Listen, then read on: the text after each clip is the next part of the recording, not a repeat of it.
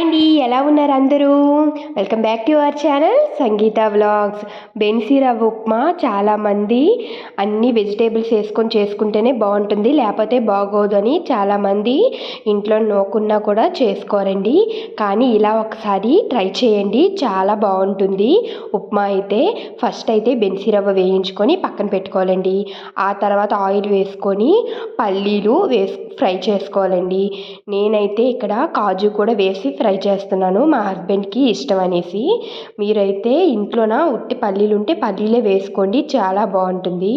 అవి కూడా వేయించి పక్కన పెట్టుకున్న తర్వాత ప్యాన్లోన కొంచెం ఆయిల్ హీట్ చేసుకొని పచ్చెనపప్పు, ఆవాలు, జీలకర్ర, ఎండుమిర్చి ఇంకా కరివేపాకు వేసుకొని బాగా ఫ్రై చేసుకోవాలండి.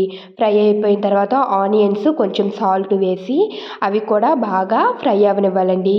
అవి కూడా బాగా ఫ్రై అయిపోయిన తర్వాత మనం తీసుకున్న నూకకు తగ్గట్టుగా వాటర్ అనేవి వేసుకొని బాగా వాటర్ మరిగేంత వరకు ఉండి, చూస్తున్నారు కదా, ఇలా వాటర్ మరిగిన తర్వాత మనం పక్కన వేయించి పెట్టుకున్న నూక అనేది వేసుకొని కలుపుకోవాలండి. అంతేనండి, మూత క్లోజ్ చేసుకొని ఒక 10 నిమిషాలకు ఒకసారి 2 సార్లు కలుపుకుంటే మన ఉప్మా అనేది రెడీ అయిపోతుంది. చూస్తున్నారు కదా, పొడి పొడిగా చాలా బాగా అయితే వచ్చిందండి ఉప్మా. అయితే ఇందులోకి ఆ పల్లీలు వేసుకొని పల్లీలు ఇంకా కాజు వేసుకుంటే మన ఉప్మా అనేది కంప్లీట్ అయిపోయినట్టే. ఇంతేనండి, ఎలా ఉంది? సింపుల్గా చాలా బాగుంది కదా. చూస్తున్నారు కదా, ఏ ఉప్మాకైనా అడుగంటితే చాలా బాగుంటుందండి పెచ్చిలా వస్తే.